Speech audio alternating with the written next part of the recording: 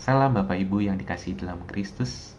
Pada hari ini kita kembali di dalam acara Sapaan Gembala GKI dengan saya Immanuel Hari Nugroho yang sedang menjalani praktek jemaat kedua di GKI Halimun. Hari ini kita mau bersama-sama mendengarkan firman Tuhan, meskipun kita tahu bahwa hari ini mungkin hati kita sedang tidak baik-baik saja. Kita sedang mengalami pergumulan yang mengganjal di dalam hati. Bapak Ibu, oleh karena itu kita akan bersama-sama mendengarkan firman Tuhan, supaya biarlah firman Tuhan ini yang akan menolong kita, menjadi pegangan kita dalam menghadapi pergumulan dalam kehidupan kita.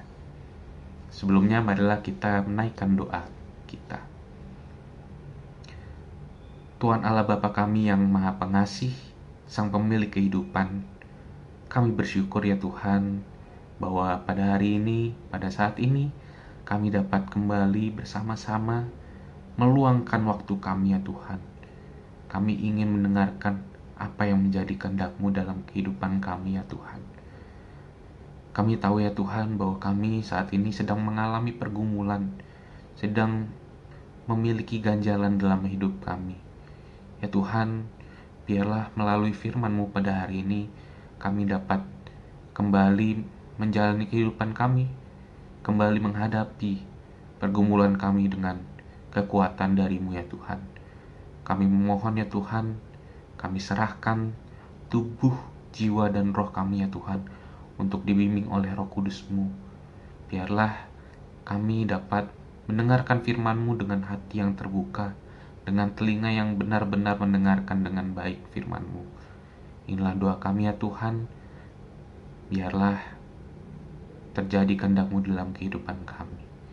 Dalam nama Yesus Kristus kami berdoa. Amin.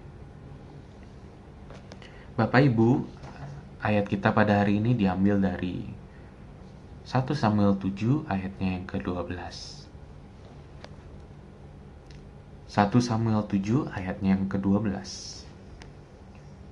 Kemudian Samuel mengambil sebuah batu dan menempatkannya di antara Mispa dan Yesana. Ia menamainya Ebenezer, katanya. Sampai di sini Tuhan menolong kita. Demikianlah firman Tuhan. Berbahagialah kita yang mendengarkan dengan baik dan terlebih melakukannya dalam kehidupan kita hari lepas hari. Bapak Ibu, kita sudah menjalani setengah tahun ini. Tidak terasa ya. Kita juga sudah melewati tahun lalu.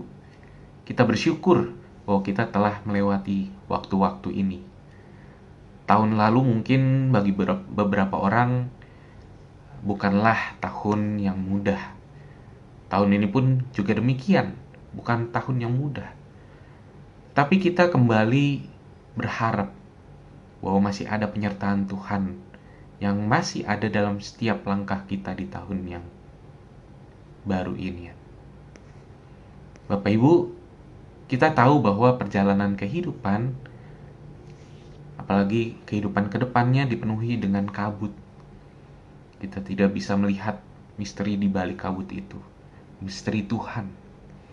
Pastinya akan ada rasa sukacita yang abadi yang sudah menanti kita. Seringkali kita takut ya ketika kita memikirkan apa yang akan terjadi di masa yang akan datang. Oleh karena itu kita harus mempersiapkan diri untuk menghadapi masa depan. Tidak hanya mempersiapkan tubuh jasmani kita, Bapak Ibu, pikiran, tetapi kita juga menyiapkan hati kita.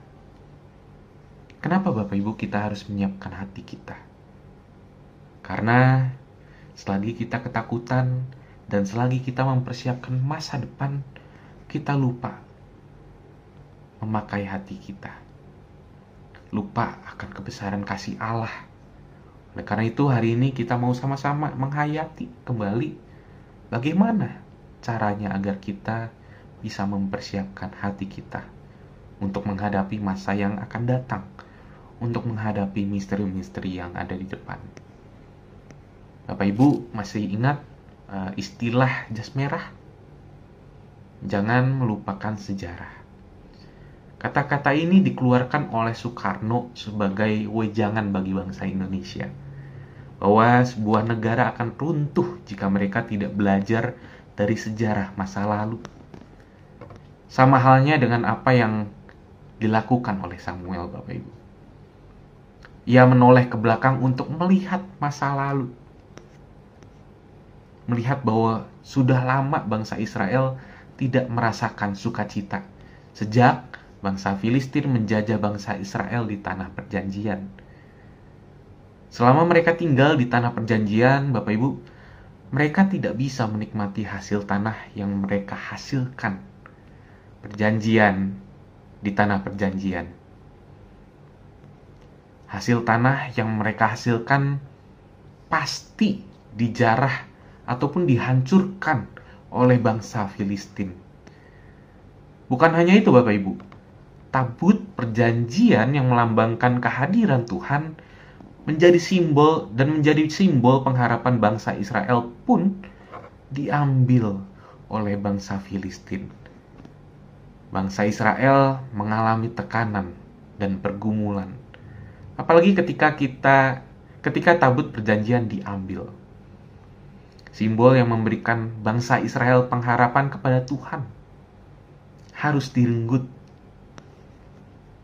Ketika tabut perjanjian pun diambil, maka mereka pun mengalami kehilangan harapan dari dalam diri mereka.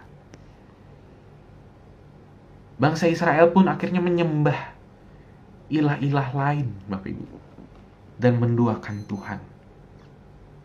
Sama halnya ketika kita bertemu dengan masalah dalam kehidupan kita, yang kemudian membuat kita berpikir, Tuhan, kok berat sekali ya? Rasanya capek banget menghadapi masalah ini. Kok nggak selesai-selesai? Kok titik temunya belum kelihatan ya Tuhan? Tanpa disadari, Bapak Ibu, seolah pengharapan kita pun menjadi layu. Bahkan mungkin tanpa kita sadari, kita menyerah untuk mencari Tuhan. Kita kemudian meninggalkan Tuhan. Kalau saya bayangkan, saya berada di posisi Tuhan, saya sudah banyak menolong orang, tapi orang yang saya tolong malah meninggalkan saya. Harusnya Tuhan merasa sangat kecewa kepada manusia. Tapi Tuhan tidak pernah meninggalkan bangsa Israel, Bapak Ibu. Bahkan Tuhan menawarkan pertolongan kepada bangsa Israel. Kalian yang mau selamat, tinggalkanlah ilah-ilahmu dan berhenti menduakan aku. Dan lagi Tuhan menepati janjinya untuk menolong dan membebaskan bangsa Israel dari penindasan yang dilakukan oleh bangsa Filistin. Oleh karena itu, Samuel mendirikan batu peringatan bahwa sampai saat ini Tuhan telah menolong mereka. Yang kemudian batu itu disebut dengan Ebenezer. Nah, Bapak Ibu, beginilah cara Samuel mempersiapkan diri dan hatinya untuk menghadapi masa depan. Samuel melihat kembali masa lalu, seperti apa yang telah ia lalui. Kita pun sama seharusnya dengan Samuel. Kita juga harusnya melihat apa yang telah kita lewati pada masa lalu. Tetapi terkadang kita tidak mau melihat kembali masa lalu. Karena masa lalu terlalu menyakitkan bagi kita. Mari kita bersama-sama tidak hanya melihat masa lalu untuk mengenang, tetapi juga mengingat bahwa ada penyertaan Tuhan di dalamnya. Semenyakitkan apapun masa lalu kita, Tuhan juga yang selalu menolong kita. Samuel juga mendirikan batu pertolongan bukan hanya untuk pajangan saja, Bapak Ibu. Samuel berhenti untuk melihat ke belakang dan kemudian mendirikan batu pertolongan agar ia ingat ketika ia melanjutkan kehidupannya, ia selalu dalam penyertaan Tuhan. Samuel mau mengingat bahwa ketika Tuhan sudah menolong dirinya sepanjang hidupnya, itu berarti Samuel mau hidup dengan penuh pengharapan kepada Tuhan. Sekarang yang menjadi pertanyaan adalah, kapan kita mau meletakkan batu pertolongan kita seperti yang dilakukan oleh Samuel? Apakah setelah kita sudah melewati pergumulan kita, baru kita mau mengingat kembali penyertaan Tuhan dalam kehidupan kita? Lalu ketika kita dalam pergumulan kita lupa terhadap penyertaan Tuhan. Justru ketika dalam pergumulan pun kita mau mengingat, Bapak Ibu, bahwa ada penyertaan Tuhan di dalamnya. Dalam pergumulan pun kita mau meletakkan batu pertolongan kita. Dan untuk dapat melakukannya, marilah kita bersama-sama meletakkan batu pertolongan kita di dalam masing-masing hati kita. Biarlah Ebenezer yang ada di dalam hati kita mengingatkan kita akan penyertaan Tuhan dalam setiap momen perhentian kita. Biarlah hati kita dipenuhi oleh pengharapan agar kita siap menjalani masa depan yang dipenuhi misteri Tuhan yang luar biasa. Sebelum menutup renungan ini, saya punya sebuah quotes. Begini Bapak Ibu, isi quotesnya. Keberanian bukanlah ketiadaan ketakutan, melainkan tekad untuk tetap maju meskipun takut. Jangan terlalu fokus pada batas waktu, tapi nikmatilah setiap langkah dalam perjalananmu menuju sukacita. Bapak Ibu, saat ini kita semua pastinya sedang bergumul dengan ketakutan kita. Ketika diperhadapkan dengan hal-hal yang tidak pasti. Tetapi biarlah penyertaan Tuhan selalu kita ingat di dalam kehidupan kita. Amin. Marilah kita berdoa. Ya Tuhan yang Maha Pengasih, pada saat ini kami ingin belajar meletakkan batu pertolongan, batu pengingat ya Tuhan, di dalam hati kami. Ya Tuhan, tolonglah kami, sehingga kami dapat terus mengingat penyertaan-Mu dalam kehidupan kami, sehingga kami dapat menoleh ke belakang sesaat ya Tuhan, untuk melihat kembali apa yang sudah kami alami, dan apa yang sudah Tuhan perbuat dalam kehidupan kami. Sehingga ketika kami kembali melangkah ke depan, menelusuri kabut misteri-Mu ya Tuhan, kami tetap berpegang pada kasih-Mu ya Tuhan.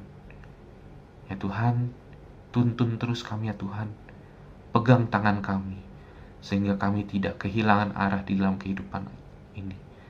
Kami ingin terus berada dalam penyertaan-Mu. Inilah doa kami ya Tuhan. Biarlah kehendak-Mu yang terjadi dalam kehidupan kami. Dalam nama Yesus Kristus kami berdoa dan mengucap syukur. Amin.